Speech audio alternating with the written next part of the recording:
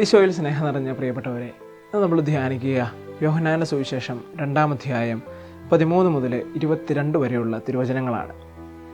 ഈ ഒരു ഭാഗത്തിലൂടെ കടന്നു പോകുമ്പോൾ നമുക്ക് കാണാം, ക്രിസ്തു തൻ്റെ ദേവാലയം ശുദ്ധീകരിക്കുന്ന ഒരു രംഗമാണ് നമ്മൾ കണ്ടെത്തുക.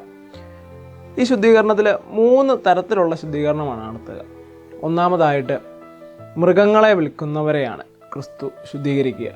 രണ്ടാമതായിട്ട് നാണയം വിൽക്കുന്നവരെയും നാണയം മാറ്റക്കാരെയും അവിടെ നിന്ന് അടിച്ച് ഇറക്കുന്നു. മൂന്നാമത്തെ പ്രാവിനെ വിൽക്കുന്നവർ. ഇങ്ങനെ 3 തരത്തിലുള്ള ശുദ്ധീകരണമാണ് ക്രിസ്തു ആ ഒരു ദേവാലയത്തിൽ നടത്തുക. ആദ്യത്തേത്, നമ്മൾ ഈ ഒരു മൃഗങ്ങളെ വിൽക്കുന്നവരെ കുറിച്ച് ചിന്തിക്കുകയാണെങ്കിൽ, ഇത്രയും മൃഗീയമായ വാസനകൾ ആ ക്രിസ്തു ആ ദേവാലയത്തിൽ നിന്ന് ശുദ്ധീകരിക്കുന്നതാണ് ഈ ഒരു ഭാഗത്ത് നമ്മൾ കാണുക. ഒത്തിരി മൃഗീയ വാസനകളെയും മൃഗീയമായിട്ടുള്ള ചിന്തകളെയും ഒക്കെ ക്രിസ്തു അവിടെ നിന്ന് അടിച്ച് പുറത്താക്കുകയാണ് ദേവാലയത്തിൽ നിന്ന്. അതാണ് ഒന്നാമത്തെ ശുദ്ധീകരണം.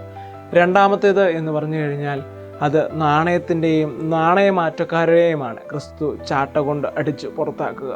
ഈ ഒരു ഭാഗം നമ്മൾക്ക് മനസ്സിലാക്കി തരുന്നത്, ഈ ഒരു ശുദ്ധീകരണത്തിലൂടെ ക്രിസ്തു പറഞ്ഞു തരുന്നത്, നമ്മുടെയൊക്കെ ലാഭേച്ഛകളെയും ലാഭത്തിന് മേലുള്ള കൊതികളെയും ഒക്കെ ക്രിസ്തു ചവിട്ടി പുറത്താക്കുകയാണ് ദേവാലയത്തിൽ നിന്ന്.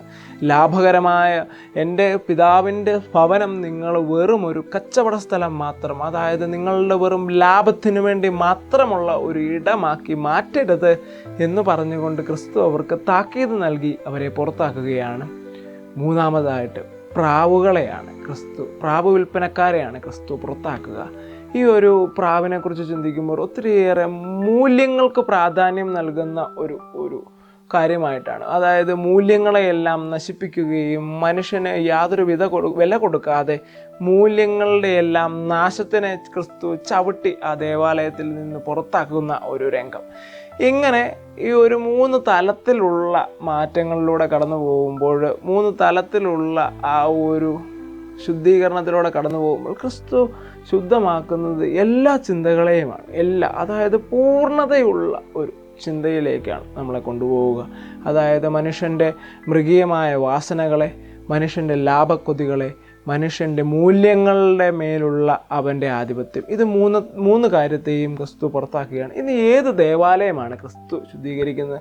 കൊരിന്തോസുകാർക്ക് എഴുതിയ ലേഖനത്തിൽ പൗലോസ് ലീഹ വളരെ വ്യക്തമായിട്ട് പറയുന്നുണ്ട്, നിങ്ങൾ ദൈവം വസിക്കുന്ന ആലയമാണ്, നിങ്ങളുടെ ഉള്ളിൽ ദൈവം വസിക്കുന്നു.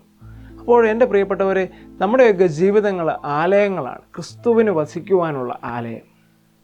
നമ്മുടെയൊക്കെ ഉള്ളിൽ ക്രിസ്തു വസിക്കുന്നുണ്ട്. നമ്മുടെ ജീവിതമാകുന്ന ആലയത്തെയാണ് ക്രിസ്തു ശുദ്ധീകരിക്കുന്നത്. എൻ്റെ പ്രിയപ്പെട്ടവരെ, എൻ്റെയും നിങ്ങളുടെയും ഒക്കെ ജീവിതങ്ങളെ ക്രിസ്തുവിന് ശുദ്ധീകരിക്കുവാൻ വേണ്ടി വിട്ടുകൊടുക്കുന്നുണ്ടോ നമ്മൾ?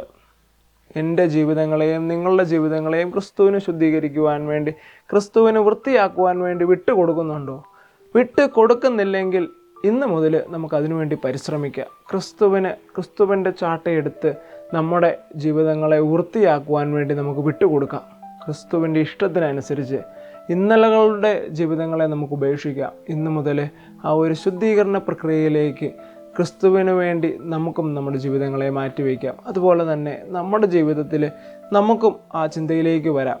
നമ്മുടെ ഉള്ളിലുള്ള ആ ലാഭേച്ഛകളെയും എല്ലാം പുറത്താക്കുവാനായിട്ട് നമുക്ക് പരിശ്രമിക്കാം. നമ്മുടെ ഉള്ളിലെ മൃഗീയ വാസനകളെ പുറത്താക്കുവാനായിട്ട് നമുക്ക് പരിശ്രമിക്കാം. നമ്മുടെ ഉള്ളിൽ നല്ല മൂല്യങ്ങൾ കൊണ്ടുവരുവാനായിട്ട് നമുക്ക് പരിശ്രമിക്കാം.